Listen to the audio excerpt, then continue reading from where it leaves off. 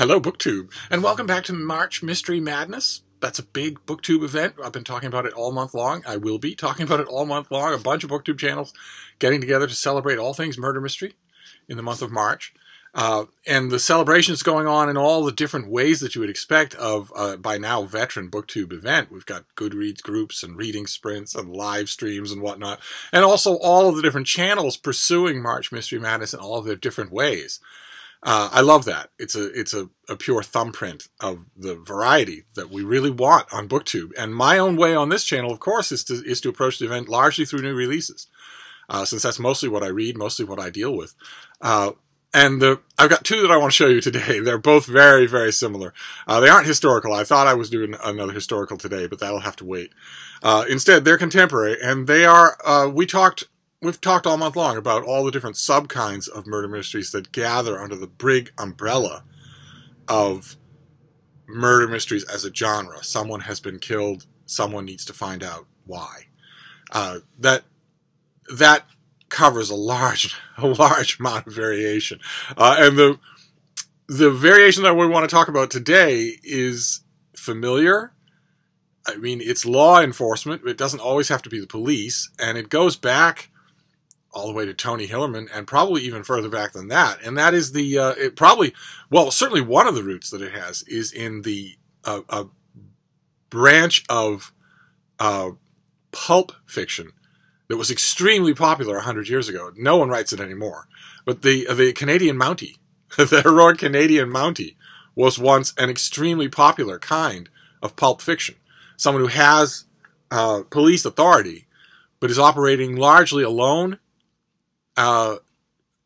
reliant on it's always a him, his masculine skills, and pitted against the natural world as well as human predators, human criminals.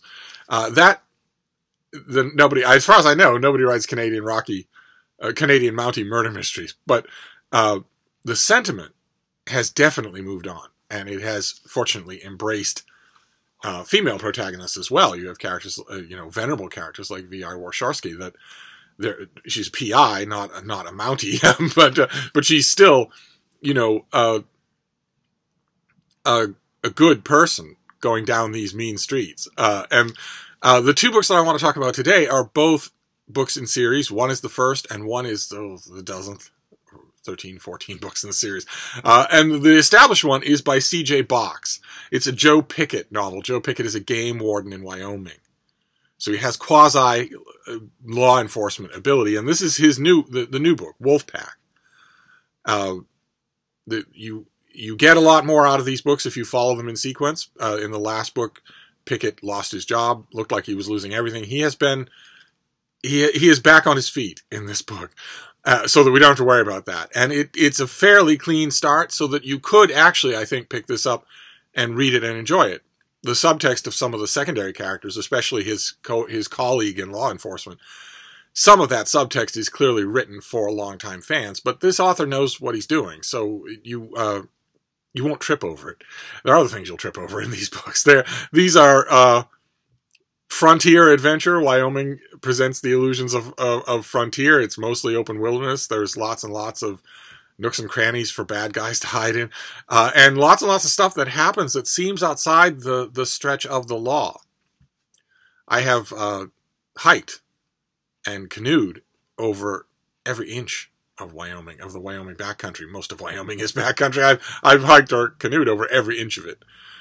Had many, many, many animal encounters in summer and in winter, and also encountered many things that inhabitants of 21st century urban centers are growing at an astronomical rate every year.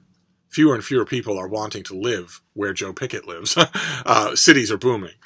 And more people in the 21st century, especially who were born in the 21st century, will never have encountered some of the things that I encountered routinely in Wyoming and all throughout the American West, where you're hiking in what seems to be open territory or even forest, scrub pine forest, whatnot, and you suddenly encounter a sign on a tree saying, "This is private property. If I see you, I will kill you." And you suddenly realize when you're walking out and about like that, and you encounter a sign like that in a dell or at the edge of a meadow, and it's just you, a backpack with a little food and some books and your beagles at your ankles, you suddenly realize that if somebody was watching you and shot you to death, just one shot to the head, right there in the middle of that field, nothing would ever happen to them. They would never face any kind of legal retribution. No one would even know. Your body would be picked clean in under 12 hours. So that part is not a fictional creation by this author. There is a kind of beyond the law feel to a lot of the places that are the settings of these books. And the plot of this book is terrific. Some Joe Pickett novels are a little bit more threadbare than other when it comes to plots. Plot is not a particular strong suit of this author, I don't think. But in this book, Pickett realizes that someone is using a drone to kill animals. And when he finds out who it is, it turns out it's a fairly shadowy multimillionaire who's just obviously living removed from the law intentionally. Obviously, he has a jam-packed and problematic past, and he's also connected to Joe Pickett's family through dating. always a mistake. But at the same time that Pickett is trying to deal with this guy, members of the Sinaloa crime cartel, who have been just an ongoing nemesis for this character, it appears that their elite forward killing squad, called the Wolfpack, is starting to pick off people in Joe Pickett's jurisdiction. So it's a classic pincer movement of a thriller plot where something connects these things and you don't know what it will be. You know for sure they're not unconnected. But the thing that gave this an extra twist was that the harder Joe Pickett pushes on this mysterious guy with his killer drones, the more he gets resistance from the American government, from the FBI, from the Department of Justice. Something deeper is going on here. And you have a classic story of an unbuyable, uncompromisable maverick caught in the middle of all of this. And the signature conceit of this kind of murder mystery, I don't even know what we'd call it. A He-Man murder mystery? I have no idea what you would call this. But the key conceit is that these events will boil down to how good one tough man is in a tight spot. That, of course, is not the way it ever happens. In real life, that's not the way it ever happens. But in these books, it does routinely, and it can make for interesting reading. There are drawbacks in this Joe Pickett novel, in the same as there are in every one of them. And I want to read you a bit to give you a sense of what they are. I'll just read you a little bit. I bet you'll be able to tell before I point it out to you what the problem is. Chapter 2 opens with our hero watching some pronghorn antelope does out on the grassland. And he's watching their behavior, he's seeing what they do, and he knows that it's just about time for them to give birth. It's just about time for them to scope out areas for dens and give birth. He knew that the lone does were likely scouting locations to give birth in a few weeks. If he came back later and approached them, he'd likely find a tiny fawn, or twins, which was common with pronghorn, curled up at the base of a bush. The mother pronghorns stood guard until their babies could keep up with them, and the instant family unit would then rejoin the herd. Pronghorn fawns fascinated Joe.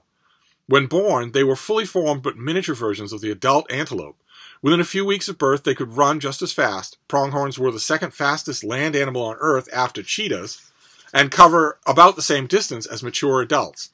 He noted the sightings in his wildlife observations form, known by game wardens and biologists as a WOF, pronounced woof. A prime western bobcat pelt, unlike its eastern cousin, was fetching $300 to $500 in the current fur market. In the last few winters, the bobcat population had boomed, which meant the number of trappers had boomed as well. Joe liked it better when the prices were down, not because he disapproved of legitimate trappers or had an excessive affection for predators, but when fur prices were low, fewer amateur trappers ventured into the foothills and mountains. There was nothing wrong with amateur trappers either, but too many of them lost interest in their sets, that is, their traps, the traps they lay out, if they didn't produce quick enough, and their traps went unchecked long after the 72-hour requirement in the regulations. Or worse, the traps were left out for months, and that meant many animals suffered cruel and unnecessary deaths. Predators, deer, antelope, pets out for walks. And he has received a call to go and check on one such trap, and you can see already what the problem is, right? You're all veteran readers. You don't need me to point it out. This author has a decided weakness for exposition dumps. A decided weakness. You would think that they would be really thick on the ground at the beginning of the book to orient you in this admittedly alien world, and that they would thin out over the course of the book, but they don't. They don't. They don't. Every single concept, every single noun gets paused over and parsed, and it can slow the action. You heard from those descriptions that this author is a fluid writer. So they don't ever bore you, these expedition dumps. They don't ever bore you. And I imagine they are structurally necessary just to explain Joe Pickett's world and his obligations. But nevertheless, there's a big difference between a vital part of the reading experience and not boring. So I can recommend this series. It'd probably be better to start closer to the beginning, especially if you're coming to it cold and it makes no difference and you're not going to be in any hurry to get Wolfpack.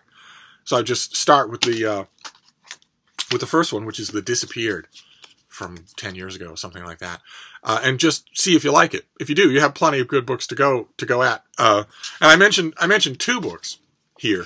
This is the latest in a long series. The next one is something I've recommended on this channel before.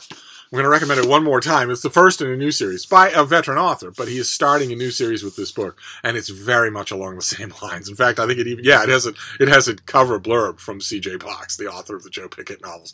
And this is Mark Cameron, Open Carry. This is an Arliss Cutter novel, and he is let me read it to you here. Law enforcement veteran Mark Cameron brings an explosive authenticity to this powerful new U.S. Marshal series. U.S. Marshal Arliss Cutter is a born tracker. Raised in the Florida swamplands, he honed his skills in the military, fought in the Middle East, and worked 3 field positions for Marshal Services. When it comes to tracking someone down or taking someone out, he's the best. But his new assignment is taking him from out of his comfort zone to southeast Alaska.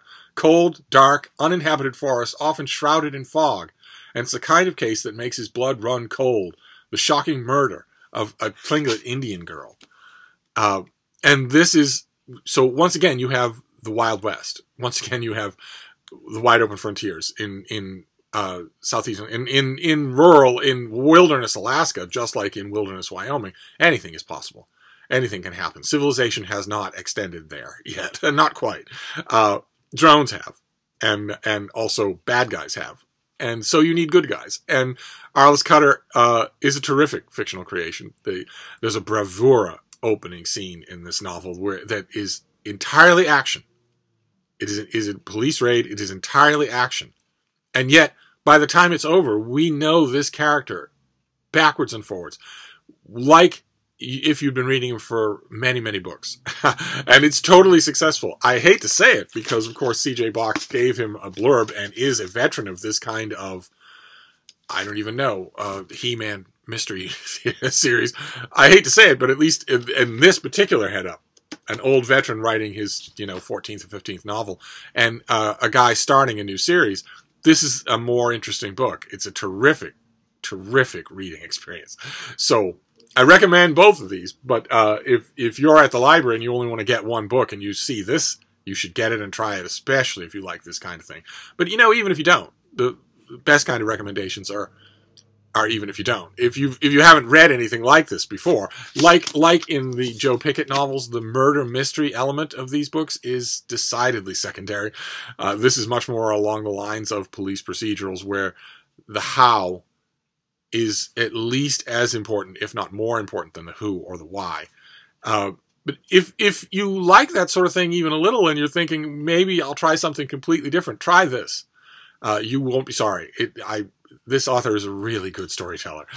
So that's going to do it for March Mystery Madness today. We've got 2 of these. I'd love to hear what you call these things. You can't really call them police procedurals. In neither one of these books is our character an actual policeman.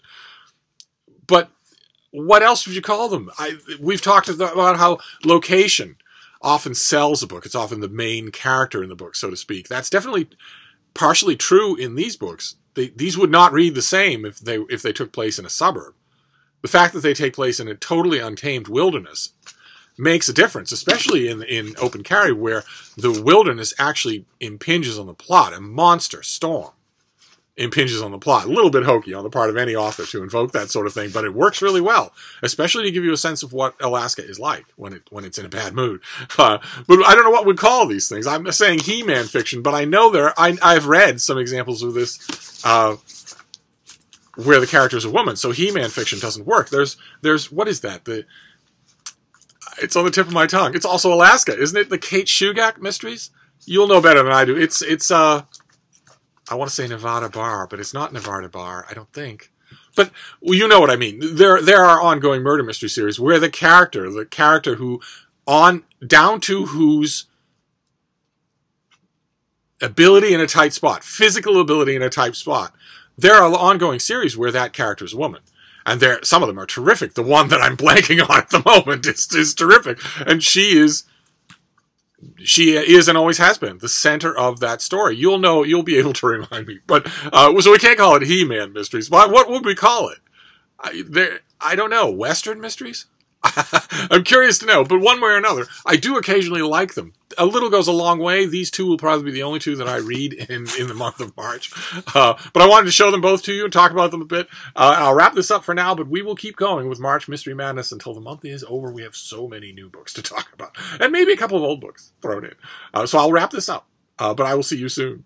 Thank you, BookTube.